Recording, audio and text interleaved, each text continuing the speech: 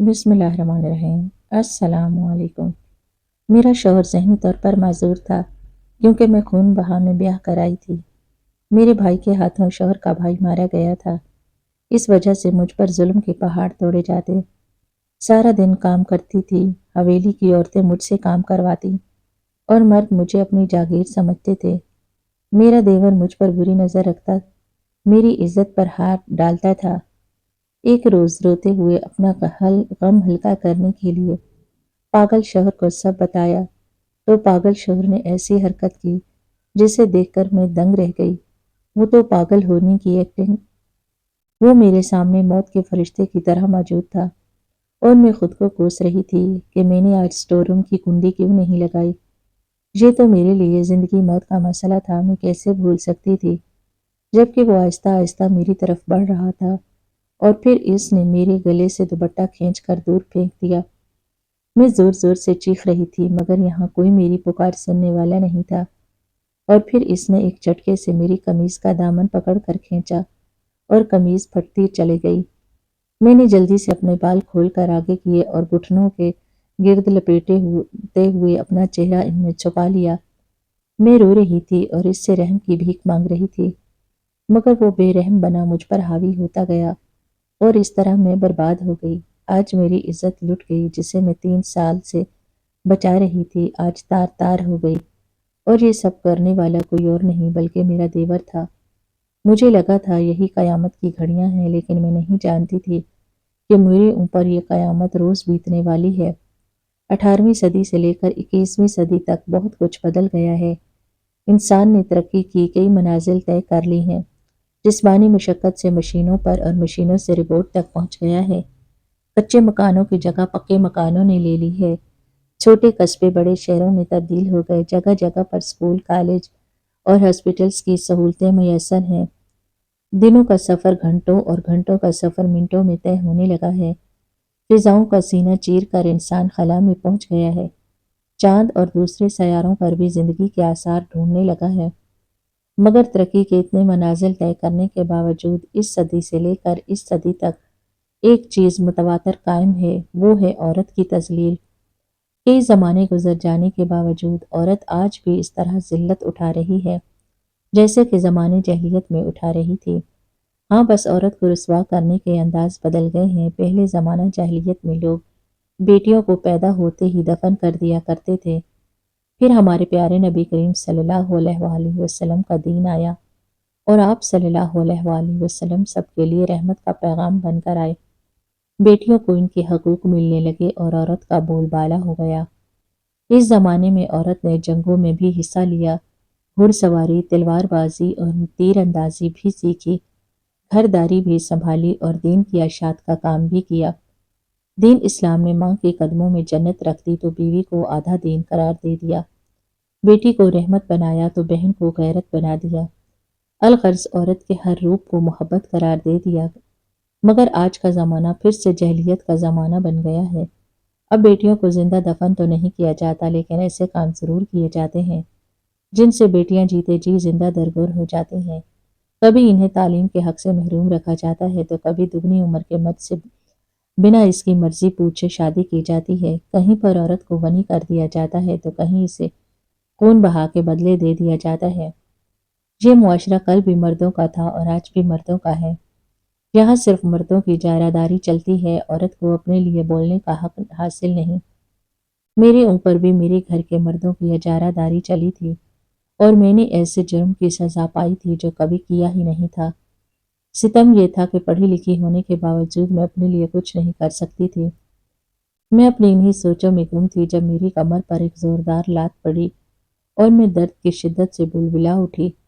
پیچھے مڑ کر دیکھا تو میری ساس آنکھوں میں قہر لیے مجھے گھور رہی تھی۔ کہنے لگی، ہڈ حرام، کام تیرا باپ آ کر کرے گا، پتہ نہیں کس عاشق کے خیالوں میں کھوئی ہوئی ہو۔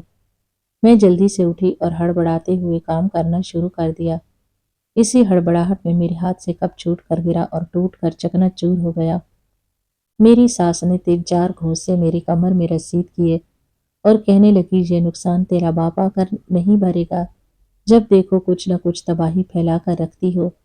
اس کے ساتھ ہی گالیوں کا ایک نہ ختم ہونے والا سلسلہ شروع ہو گیا۔ یہ گالیاں میری عزت نفس پر بڑا تعزیانہ تھی، مگر میں چپ چاپ سر جھکائے اس کی مار برداشت کر رہی تھی۔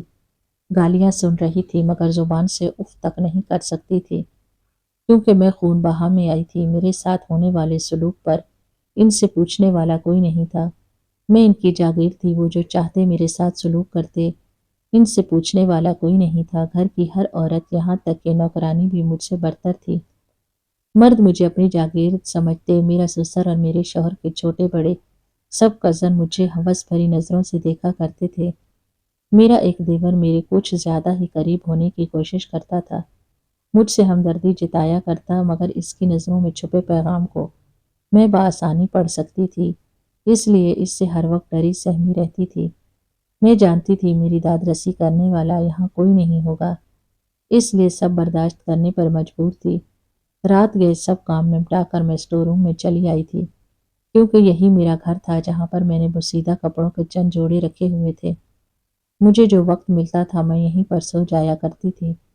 یہ کمرہ ہی میری آخری پناہ گاہ تھا۔ میں جب بھی یہاں سونے کے لیے آتی تو دروازے کو اندر سے لاک کر لیا کرتی اور پھر کسی بھی صورت صبح ہونے سے پہلے دروازہ نہیں کھولا کرتی تھی۔ میں نہیں جانتی تھی کہ کب کون مجھے اپنے جھانسے میں لے کر میری زندگی کو برباد کر دے۔ یہاں میں نے ہر قسم کی جسمانی اذیت برداشت کی تھی، لیکن اب تک میری عزت محفوظ تھی، اور یہ بھی میری اللہ تعالیٰ کی طرف سے بڑا کرم تھا۔ آج مجھے صبح سے بخار تھا، لیکن آرام کرنے کی کسی صورت اجازت نہیں تھی۔ میں کچن میں برتن دھوتی رہی جب مجھے زوردار چکر آیا اور میں زمین پر بیٹھ گئی۔ اسی لمحے میرے شوہر کے چچا زاد کی بیوی کچن میں آئی۔ نیچے دیکھا بیٹھ کر اس نے مجھے گالیوں سے نوازنا شروع کر دیا۔ گالیاں شاید اس خاندان کی پرانی روایت تھی، لیکن سوائے ان گالیوں کو سننے کے میرے پاس اور کوئی چارہ نہیں تھا۔ حسب معمول میں نے کام ختم کرنے کے بعد اسٹور روم میں جا کر پناہ لی تھی، لیکن آج میں کنڈی لگانا بھول گئی تھی، اور یہی میری زندگی کی سب سے بڑی غلطی تھی۔ میں اپنے دیور کے ہاتھوں لٹ گئی تھی۔ آج میں نے جلدی جلدی اپنے کام ختم کیے تھے، اور اس سے پہلے کہ کوئی مزید مجھے دوسرا کام بولتا میں جلدی سے اسٹور روم میں آ گئی تھی اور اندر سے کنڈی لگا لی تھی۔ میں نہیں چاہتی تھی کہ جو کچھ میرے ساتھ ہوا تھا وہ آج بھی ہو۔ میں جیسے ہی اپنے سونے کی جگہ پر گئی تو یہ دیکھ کر میری جان نکل گئی کہ میرا دیور آج پہلے سے کمرے میں موجود تھا۔ اس نے ایک بار پھر سے مجھے کندھوں سے تھام لیا تو میں نے اس کے سامنے ہاتھ جوڑ دیے اور اس کی منتیں کرنے لگی کہ وہ مجھے چھوڑ دے۔ میں اسے واسطے دے رہی تھی اور کہہ رہی تھی کہ وہ میرے ساتھ کچھ نہ کرے۔ میں اس کی غلط حرکت کے بارے میں سب کو کچھ نہیں بتاؤں گی۔ وہ میری بات سن کر زور زور سے ہنسنے لگا اور کہنے لگا، جاؤ تم نے جس کو بتانا ہے بتا دو، کوئی تمہاری بات پر جب یقین کر لے تب کہنا۔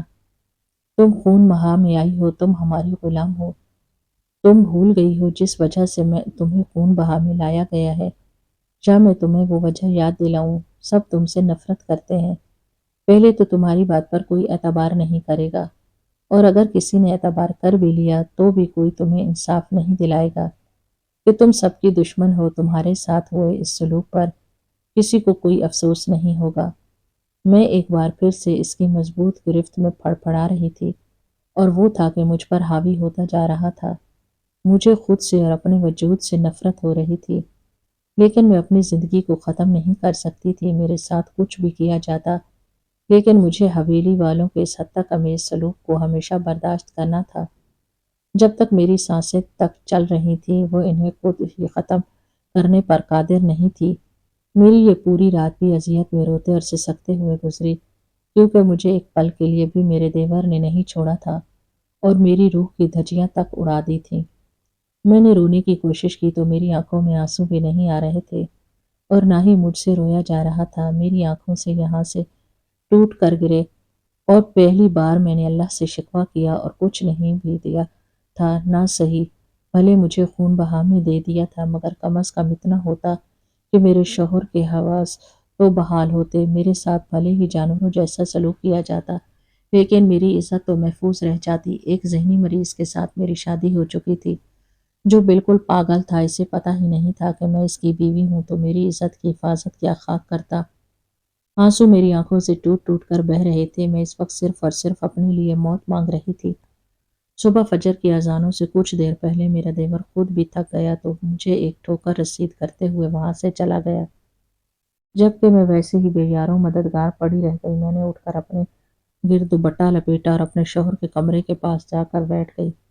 کچھ دیر بعد دروازہ کھلا تو میرا شوہر ہاتھ میں اپنا بھالو لیے کھڑا تھا۔ میں اس کے قریب جا کر بیٹھ گئی اور اسے کہا کہ میری تمہارے ساتھ شادی ہو گئی ہے، لیکن تمہارے حواس ہی بحال نہیں ہوتے۔ تمہیں معلوم ہی نہیں ہے کہ یہاں میرے ساتھ کیا ہو رہا ہے۔ تمہارے اپنے چھوٹے بھائی نے میری عزت لوٹ لی ہے، مجھے برباد کر دیا ہے، میری روح میں ایسے نشتر لگائے ہیں جن کی تکلیف مجھے اندر تک گھائل کر رہی ہے۔ مگر تمہیں کہاں خبر اس تکلیف کی جس سے میں گزر رہی ہوں۔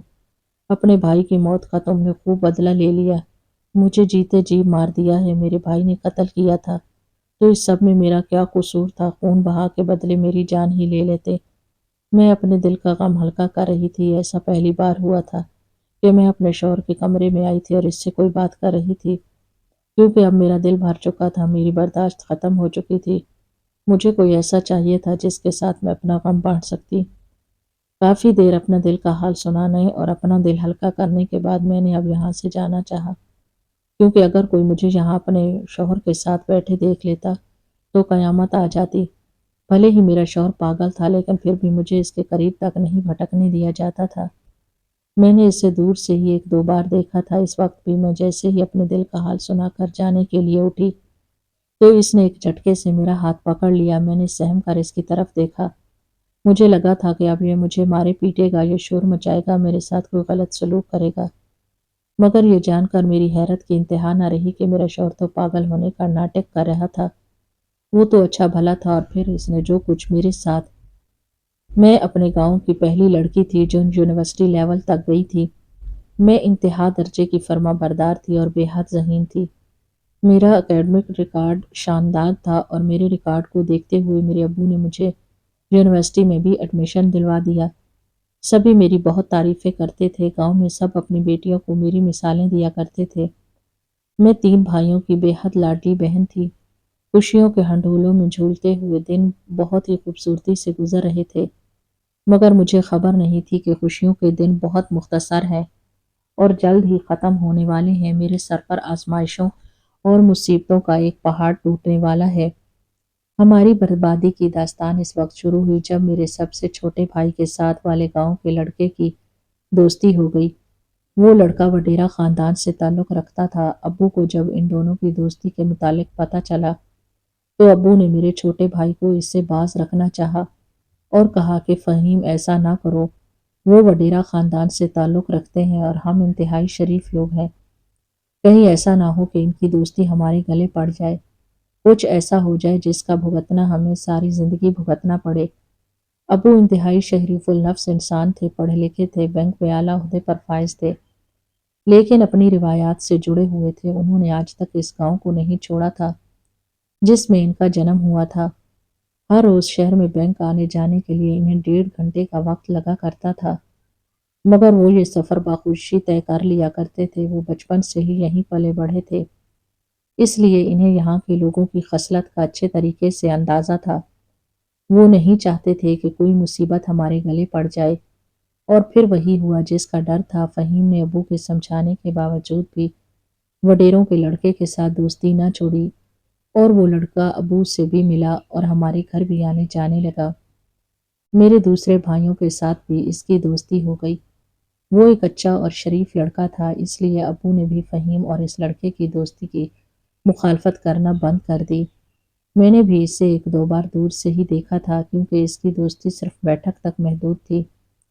گاؤں والے فہیم اور وڈیروں کے لڑکے کی دوستی کو اچھی نظر سے دیکھنے لگے اور انہیں لگا کہ شاید یہ سب تعلقات کی بہتری کا سبب بن جائے، اور ایسا ہی ہوا تھا۔ دوسرے گاؤں کے ساتھ گاؤں والوں کے تعلقات کافی بہتر ہو گئے تھے۔ دونوں گاؤں والے ایک دوسرے کے لیے مددگار بن گئے کہ اس سے پہلے دونوں گاؤں میں کافی گہری دشمنی تھی۔ پھر ایک دن وہ ہوا جس کے بارے میں کبھی کسی نے خواب میں بھی نہیں سوچا تھا۔ فہیم وڈیروں کا لڑکا اور ان کے 2 دوست پہاڑوں پر گھومنے کے لیے چلے گئے، جہاں سے یہ خبر آئی کہ فہیم نے وڈیروں کے لڑکے کو ختم کر دیا ہے۔ مگر اس بارے میں جب فہیم نے ہمیں بتایا تو ہمارے ہوش اڑ گئے، جبکہ وڈیرے ہمارے جانی دشمن ہو گئے تھے۔ وہ میرے دوسرے بھائیوں کے بھی پیچھے پڑ گئے تھے۔ ابو نے اپنے پولیس والے دوست سے بات کی تو انہوں نے بیچ میں آ کر دونوں کو ٹھنڈا کیا اور پھر جرگے پر بات ختم کرنے کا فیصلہ ہوا۔ فہیم کا کہنا تھا کہ اس نے وڈیروں کے لڑکے کو نہیں مارا، وہ اس کا بہت اچھا دوست تھا، لیکن باقی دونوں دوست یہی گواہی دے رہے تھے کہ فہیم نے ہی اس لڑکے کے ساتھ انبن کے بعد اسے پہاڑوں سے دھکا دے دیا ہے، جبکہ فہیم ان کی تمام باتوں کو جھٹلا رہا تھا اور کہہ رہا تھا ہم صرف وہاں پر کچھ تصویریں بنانے کے لیے گئے تھے، ہمارے تو پورے خاندان پر ایسی آفت ٹوٹ پڑی تھی جس کی اذیت کا حساب لگانا مشکل تھا۔ میری امی ہر وقت روتی رہتی اور میں خود بھی ہر وقت پریشان اور اپنے بھائیوں کے لیے دعا گو رہتی تھی۔ دوسرے گاؤں والوں نے خون کے بدلے خون کا مطالبہ کر دیا۔ میرے ابو نے فہیم کو آگے کر دیا کیونکہ اسلام میں بھی خون کے بدلے خون کا حکم دیا گیا ہے۔ ہاں، اگر مقتول کے وارث راضی ہوں تو دوسری صورتیں بھی ہیں، مگر وڈیرے کسی صورت بھی خون کے بدلے کسی اور چیز پر راضی نہیں ہو رہے تھے۔ مجھ سے یہ برداشت نہ ہوا اور میں فوراً بیچ میں کود پڑی۔ میں اپنے بھائی کو جان سے جاتے ہوئے نہیں دیکھ سکتی تھی، جبکہ میں یہ بات اچھے طریقے سے جانتی تھی کہ میرا بھائی قتل جیسا گھناؤنا کام کبھی بھی نہیں سر انجام دے سکتا۔ وہ تو انتہائی شائستہ مزاج کا انسان تھا جس نے دشمنوں کو بھی دوست بنا لیا تھا، لیکن دشمن اس کے دوست نہیں بن پائے تھے۔ مرتے مرتے بھی اس نے میرے بھائی کو پھنسا دیا تھا۔ جرگے نے وڈیروں کے سامنے خون کے بدلے خون بہا دینے کی پیشکش رکھی تو قتل ہونے والے لڑکے کا چچا مونچھوں کو تاؤ دینے لگا اور کہنے لگا کہ بہادر خان کا ایک ہی بڑا بھائی ہے جس سے بہادر خان کی موت کا صدمہ لگا ہے، وہ پاگل ہو گیا ہے۔ بہادر خان کا باپ بھی بہت پہلے مر چکا ہے، جبکہ ہم عورتوں کو ان تمام معاملوں میں نہیں ڈالتے، اس لیے بہادر خان یعنی وڈیروں کا لڑکا جو قتل ہو گیا تھا کا چچا ہونے کی حیثیت سے میں خون بہا کو قبول کرتا ہوں۔ اس کی بات سن کر میرے ابو اور تینوں بھائی شدید غصے میں آ گئے۔ میرے بھائی نے مجھے دھکا دے کر پیچھے کیا اور کہنے لگا نہیں، خون کے بدلے خون ہی لو، ہم خون بہا کسی صورت نہیں دیں گے۔ اور میرے دونوں بھائی بھی یہی کہہ رہے تھے کہ چلا رہے تھے، لیکن میں اپنے بھائیوں کی جان جاتے ہوئے نہیں دیکھ سکتی تھی، اس لیے میں پھر سے آگے آ گئی اور کہنے لگی کہ مجھے آپ کے لڑکے کے خون کے بدلے خون بہا میں جانا منظور ہے۔ سبھی لوگ حیران ہو رہے تھے کہ وڈیرے اتنی جلدی خون بہا لینے کے لیے راضی کیوں ہو گئے، جبکہ فہیم نے ان کے لڑکے کو مار کر ان کی ریڑھ کی ہڈی ہی توڑ ڈالی تھی۔ ایک بھائی مر گیا تھا اور دوسرا نیم پاگل ہو چکا تھا، اور پھر میرا اس پاگل انسان کے ساتھ نکاح کر دیا گیا، اور میں نے ایک آخری بار مڑ کر اپنے بھائیوں، ابو اور امی کی طرف دیکھا جو بے بسی کے آنسو بہا رہے تھے، جبکہ میرے بھائی ابھی بھی لوگوں سے خود کو چھڑواتے ہوئے مجھے اپنے ساتھ رکھنے کی کوشش کر رہے تھے۔ میں آخری بار ان کی صورتیں جی بھر کر دیکھ رہی تھی کیونکہ میں جانتی تھی اس کے بعد مجھے کبھی بھی ان کی شکلیں دیکھنا نصیب نہیں ہونے والی۔ اور پھر میں اپنے سسرال آ گئی، جسے سسرال کم اور قید خانہ کہنا زیادہ بہتر ہوگا۔ یہاں پر میرے ساتھ بہت ہی ناروا سلوک کیا جاتا۔ میرے چچا سسر کی بیوی مجھے جوتے کی نوک پر رکھتی، جبکہ میرے شوہر کی ماں تو میری طرف دیکھنا بھی گوارا نہیں کرتی تھی۔ اس کی بہنیں شادی شدہ تھی، انہوں نے بھی ایک دو بار چکر لگایا تو میری طرف دیکھ کر ہی رخ موڑ لیا، کیونکہ میں ان کے بھائی کی قاتل کی بہن تھی۔ وہ مجھے کسی صورت برداشت نہیں کر سکتی تھی، جبکہ میری کبھی بھی اپنے شوہر سے بات نہیں ہوئی تھی۔ ایک دفعہ میں نے اس کے کمرے میں دیکھا تھا، تب بھی وہ ایک کھلونے کو ہاتھ میں پکڑے بیٹھا رہتا، یہ شاید خان بہادر کا کھلونا تھا۔ اور پھر میرے شوہر کے چچا کے لڑکے نے مجھ پر بری نظر رکھنا شروع کر دی۔ میرے شوہر کے دو چچا اور تھے اور سب کے سب مجھ پر ہوس بھری نظریں ڈالتے تھے۔ وجہ شاید میری حد سے زیادہ خوبصورتی تھی، مگر میں نے 3 سال تک ان کے ناروا سلوک اور ہوس بھری نظروں کو برداشت کیا تھا، لیکن اپنی عزت کو محفوظ رکھا تھا۔ مگر ایک رات اسٹور روم میں کنڈی نہ لگانے کی وجہ سے میں اپنی وہ عزت بھی گنوا بیٹھی تھی اور اب شوہر کے پاس بیٹھ کر اپنے دکھ رو رہی تھی۔ جیسے ہی میں جانے لگی تب میرے شوہر نے کہا کہ بہت ہو گیا ان کا برا سلوک، اب انہیں میں تمہارے ساتھ کچھ بھی غلط نہیں کرنے دوں گا۔ میں جانتا ہوں کہ تمہارے بھائی نے میرے بھائی کو نہیں مارا، اور میں یہ بھی جانتا ہوں کہ میرے بھائی کا اصل قاتل کون ہے۔ اپنے شوہر کے منہ سے ایسی باتیں سن کر میں دنگ رہ گئی تھی۔ تو کیا وہ پاگل نہیں تھا، صرف پاگل پن کا ڈرامہ کر رہا تھا، جس پر اس نے میری حیرت بھری نظروں کو کیسے کھاتے میں نہ لاتے ہوئے باہر کی جانب قدم بڑھائے اور ایک دھاڑ کے ساتھ سبھی کو اکٹھا کر لیا۔